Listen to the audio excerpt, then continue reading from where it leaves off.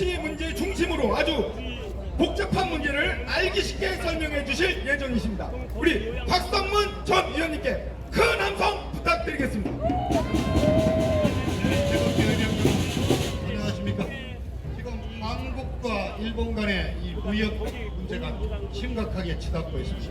오늘은 우리가 어떤 입장에 어떤 자세를 취해야 되느냐 한 점에서 몇 가지 말씀을 좀 드려볼까 합니다.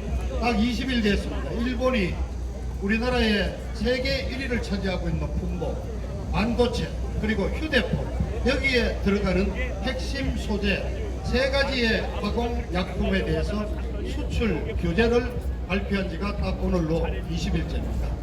일본은 아주 치밀한 나라 아닙니까? 일본은 지금 단계적으로 또 여러 가지 조치를 검토하고 있다.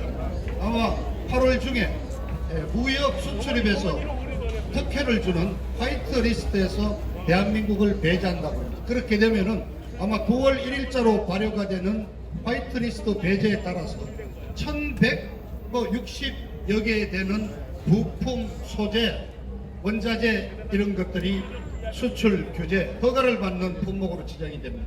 그리고 금융 제재도 잇따르고, 그리고 아마 8월 말 9월 초가 되면은 삼성전자, SK하이닉스 반도체 생산이 실제로 절반 이하로 줄어드는 사태가 올 수도 있습니다.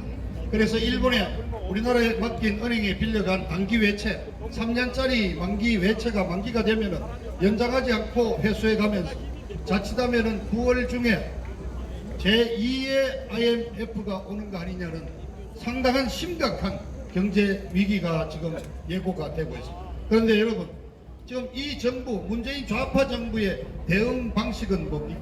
완전히 지금 항일 투쟁하자는, 일본 상품 불매운동 하자는 거예요. 무역 문제는 무역 문제로 다루고, 과거사 문제는 외교 문제로 다루면서 하나하나 실무적으로 접근하지 않고, 갑자기 지금 항일 극일 운동을 지금이 100년 전 일제강점기로 돌아갔습니까? 왜 이자들이 항일 운동, 반일 선동을 하느냐? 오늘은 그 점에 대해서 설명을 하겠습니다. 첫째, 이 좌파 정부가 반일 선동을 하는 이유는 역사 부정입니다. 지난 70여 년간 건국의 역사, 산업화의 역사를 송두리째 부정합니다. 오히려 항일운동을 역사의 중심으로 삼는 김일성 교시에 따라서 새롭게 역사를 바꾸고자 하는 것입니다. 자, 이 정부가 들어와서 제일 먼저 한 일이 뭡니까? 15년 12월달 박근혜 대통령이 어렵게 일본과 타협을 했던 위안부 문제, 화해치유재단을 폐기함으로써 박근혜 정부의 외교 문제를 적폐로 몰아서 폐기했습니다. 그리고 이번에는 이미 1965년 한일 협정 때 징용, 징병 그 피해자들에 대한 개별적인 보상은 하지 않는다.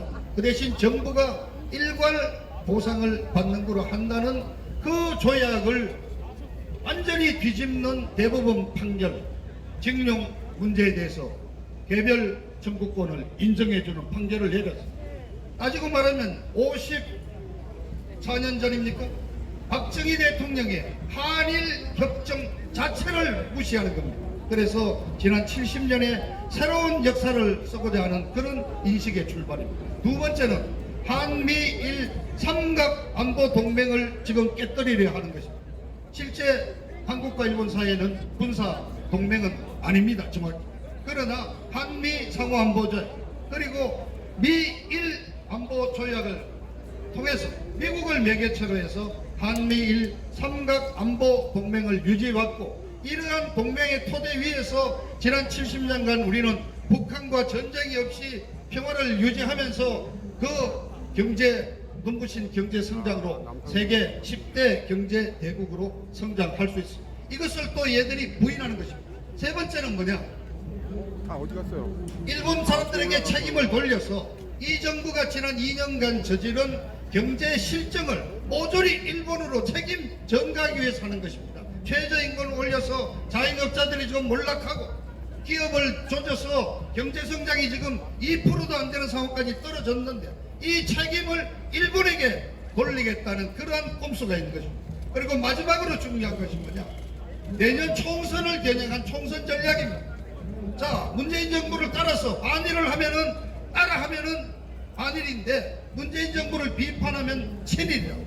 애국, 매국, 친일, 반일이라는 프레임을 세워가지고 우리 이 민초들을 내년 선거까지 반일, 항일 이 프레임으로 끌고 가서 내년 3월쯤에 김정은이를 불러서 또 여기서 대대적으로 한번 남북 평화 쇼를 벌인 그런 계획으로 해서 내년 4월 총선 홀딱 말아먹겠다는 이른바 20년, 50년 집권의 플랜이 바로 이 반일 선동 프레임에 들어있다고 저는 이해를 하고 있습니다.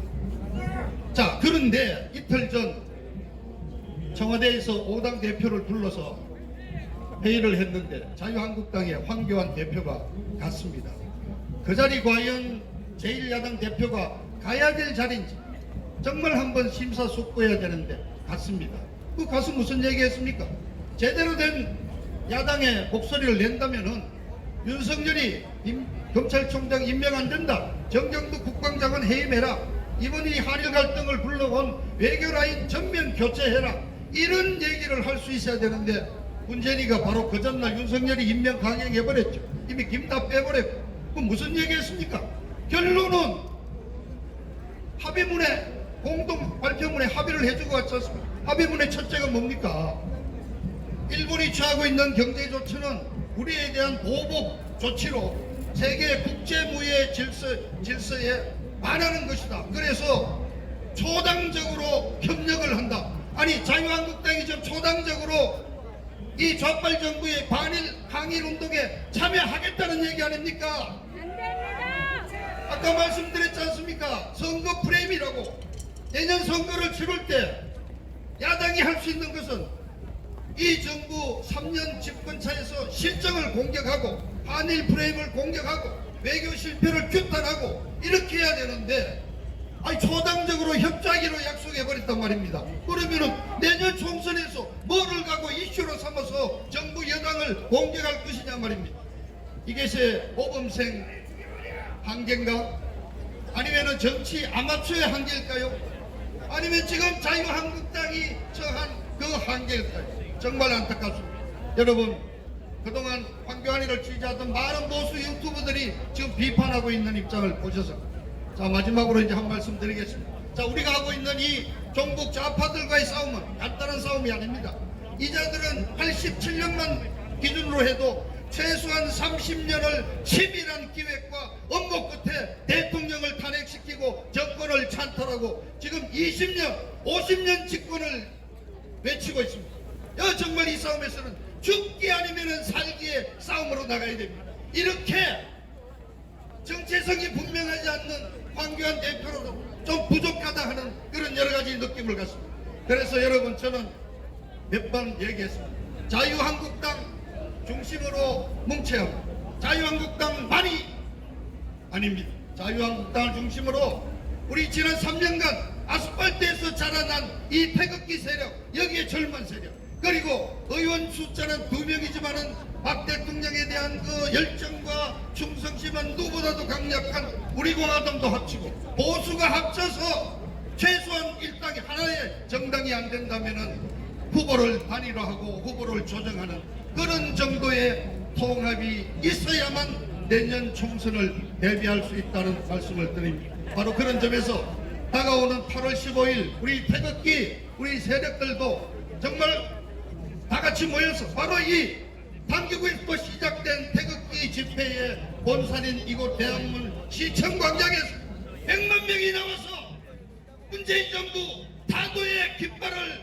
정말 한번 높이 들었으면 하는 간절한 소원을 말씀드립니다. 감사합니다.